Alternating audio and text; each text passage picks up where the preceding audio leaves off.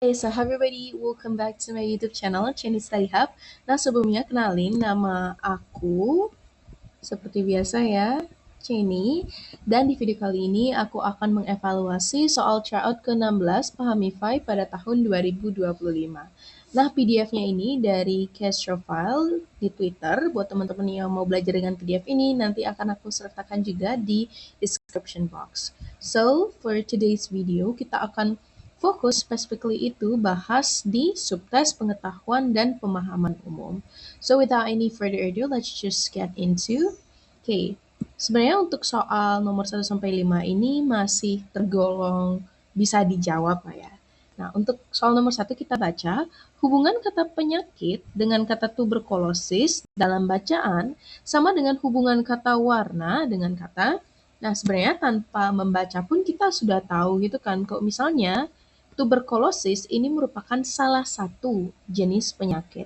Nah, berarti kata-kata yang dapat kita pakai untuk membantu dalam soal hubungan kata ini, nah jadi penyakit salah satu contohnya itu adalah tuberkulosis. Nah, jadi ini merupakan contoh dari penyakit. Nah, berarti kalau warna, apa contoh dari warna? Ya sudah tentu, kalau misalnya marun, ini kan merupakan jenis warna merah, ya kan? Merah marun gitu.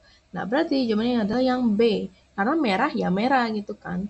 Selebihnya yang specifically merah apa, merah muda, merah tua, itu kan dia termasuk ke jenis dari warna merah itu sendiri. Tetapi di sini dia menanyakan warna, ya. Sehingga jawabannya tepat itu adalah yang B. Nah, sekarang kita lanjut. Sini saya mau berikan warna yang berbeda, ya. Kata pamor pada kalimat satu memiliki makna yang berlawanan dengan kata, oke kita lihat ya kalimat satu, di sana ada kata pamor kan. Di permukaan kita bisa melihat statistik tuberkulosis sebagai angka-angka kasus sebuah penyakit yang kalah pamor dibandingkan pagebluk COVID-19. Nah, pamor kira-kira di sini ada yang tahu artinya? Nah, biasanya tuh contohnya kayak ini, dia memiliki pamor di dunia hiburan gitu. Nah, menurut KBBI, pamor itu artinya, ya ini kalau secara nomina, pamor itu merupakan baja putih yang ditempatkan pada bilah keris, lukisan pada bilah keris. Nah, sedangkan makna lain dari pamor itu adalah sesuatu yang terkenal. Ya, sini saya berikan informasi, pamor itu adalah sesuatu yang terkenal, ya menjadi terkenal karena suatu hal. Nah, di sini ada juga informasi lain bahwa ini juga dapat bermakna seri atau semarak, keindahan, kemuliaan, atau perbawa. Nah, berarti di sini kan konteksnya bilang kok misalnya penyakit tuberkulosis ini dia kalah tenar dibandingkan pagebluk COVID-19. Nah, kan ditanya lawan kata nih dari sesuatu yang terkenal, ya sudah tentu yang nggak terkenal gitu. Nah, berarti apa? Kita cari aja. Pamor itu kan dia ya again and again something related to sesuatu hal yang positif gitu kan. Seri, semarak. Nah, kok misalnya cahaya, terang, ini tuh dia lebih ke sinonim ya. Sedangkan kalau hilang ini dia kurang relevan sehingga jawaban paling tepat itu dia redup. Karena redup itu dia kondisi tidak ada cahaya ya. Sehingga jawaban yang tepat adalah yang D. Kita lanjut di sini kalimat soal nomor 3. Bentuk selain itu pada kalimat 6, ide bla bla bla bla, ide yang ada di kalimat 5. Nah, sebenarnya kita udah tahu kan kalau misalnya konjungsi selain itu dia berfungsi untuk menambahkan informasi. Nah, jadi udah tentu jawaban itu yang C, tanpa melihat. Jadi kalau misalnya ditanyakan suatu konjungsi gitu kan ya, misalnya konjungsi bahkan pada kalimat 7 berfungsi untuk bla bla bla bla kalimat 6 gitu. Ya, udah pasti dia itu untuk menegaskan gitu informasi yang ada pada kalimat sebelumnya. Oke. Nah, di sini mungkin ada beberapa dari kalian yang baru mengetahui ya, pagebluk, pagebluk. Nah, ini kan dalam konteksnya itu kan pagebluk COVID-19. Nah, mungkin beberapa akan menjawab, ya berarti pagebluk itu adalah pandemi dong. Nah, tetapi teman-teman, pagebluk itu artinya adalah apa? wabah atau epidemi. Nah, epidemi ini berarti dia hanya terjadi di suatu wilayah saja ya, di suatu wilayah tertentu. Sedangkan kalau pandemi itu kan dia di seluruh dunia gitu kan. Sehingga kita udah tentu tahu jawabannya itu adalah yang wabah. Jadi pagebluk COVID-19 adalah wabah COVID-19. Nah, istilah lainnya itu adalah epidemi ya. Semoga dapat dipahami. Oke, kita lanjut. Untuk soal yang ini, kata yang memiliki makna lebih luas ya, kita di sini akan berbicara terkait hiperdim dari kata ular pada kalimat 1, kita lihat kalimat 1. Laporan WHO pada 2016 menyebutkan bahwa masalah penggunaan antivenom menjadi salah satu kontributor utama pada kasus kematian korban gigitan ular berbisa di Asia Tenggara termasuk Indonesia. Nah, apa kira-kira makna yang lebih luas daripada ular? Ya sudah tentu, dia itu merupakan sebuah reptil. Karena reptil kalau kita cari itu artinya reptilia ya. Dia sebenarnya, nah ini dia reptilia. Nah, makanya di sini dia kan nama subtesnya itu pengetahuan umum. Jadi kita harus tahu si ular nih termasuk ke dalam jenis hewan apa gitu kan? Ya, dia hewan reptil. Oke, semoga dapat dipahami. Untuk soal selanjutnya, sini saya mau kasih warna yang berbeda, warna ungu kali ya. Nah, gagasan dalam kalimat 4 dapat diungkapkan kembali dengan kalimat, ya kita lihat kalimat 4 langsung. Sini bilang, serum ini diproduksi PT Bio Farma dengan merek Biosafe atau dikenal juga sebagai Sabu 1.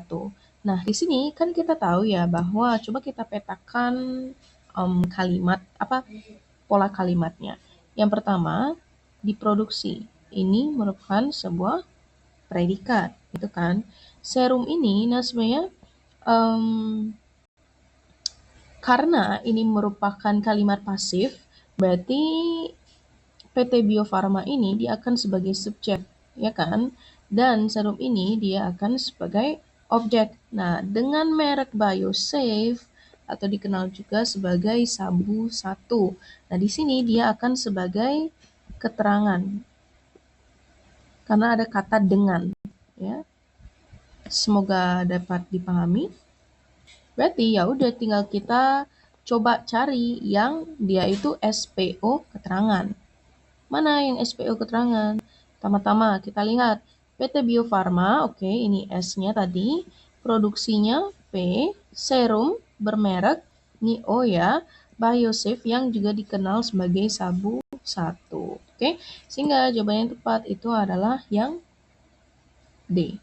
Sebenarnya aku jujur masih agak bingung sih guys untuk di hold up.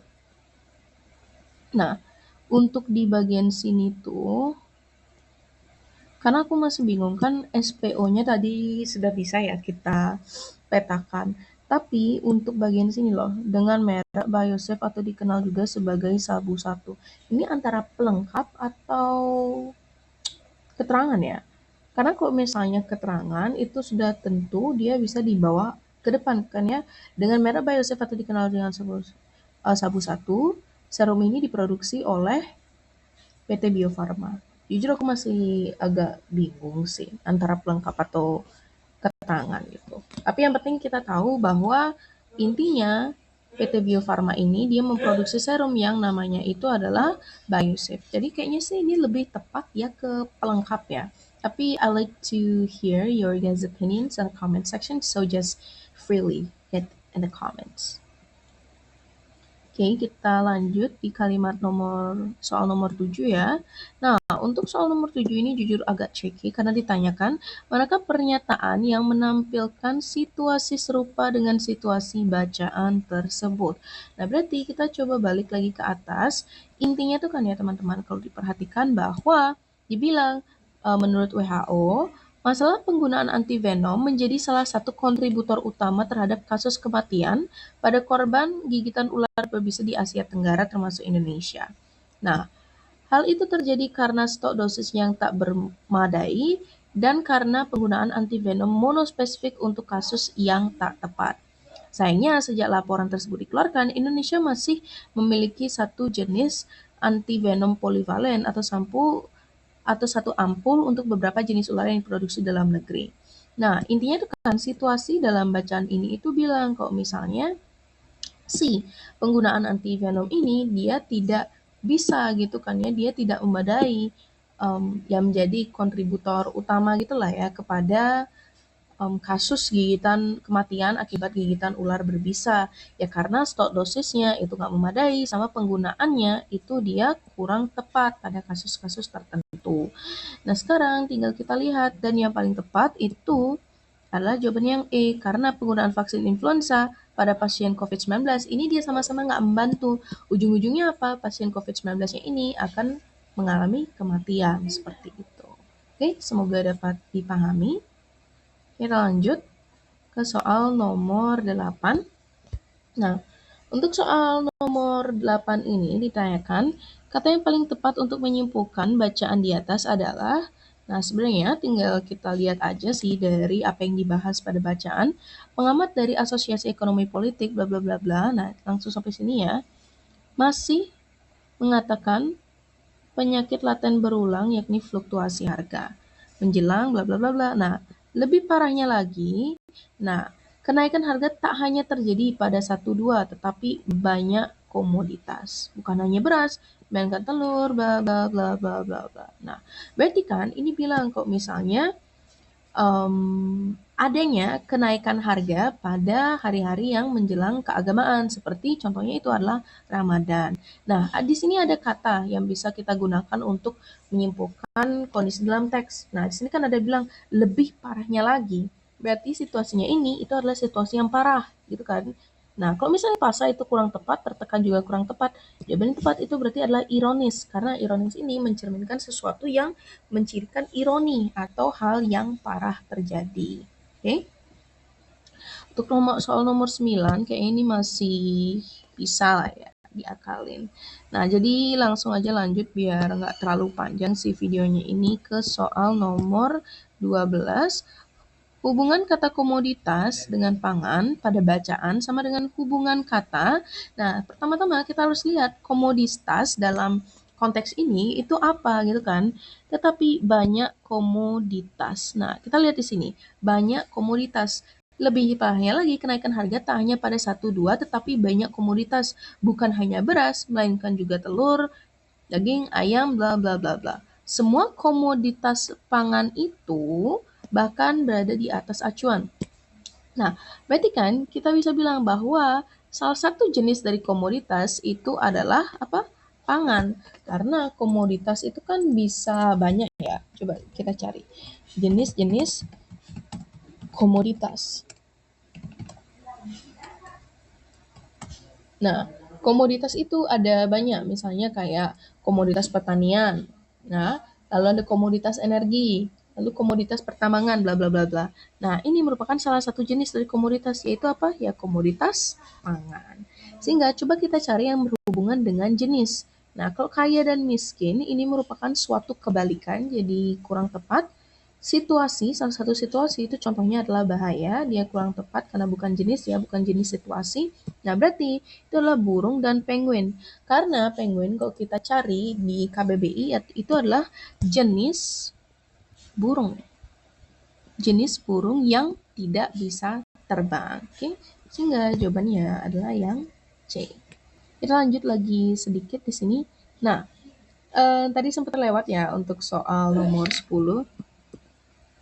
Jujur ini baru juga sih. Kata laten pada kalimat 1 berlawanan makna dengan kata. Nah, kita lihat kalimat 1.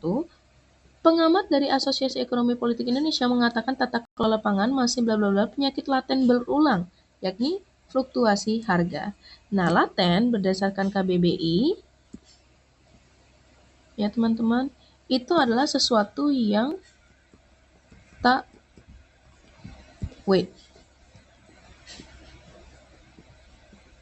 terlihat. Nah, berarti laten ini merupakan sesuatu yang tidak terlihat. Dan di sini dia juga benar konteksnya, yakni adalah fluktuasi harga. Apakah fluktuasi harga ini merupakan sebuah penyakit yang terlihat? Well, enggak ya kan? Nah, berarti coba kita cari yang tidak terlihat. Itu sinonimnya antonimnya apa? Kalau rahasia? Bukan. Berarti terlihat ya. Semoga dapat dipahami.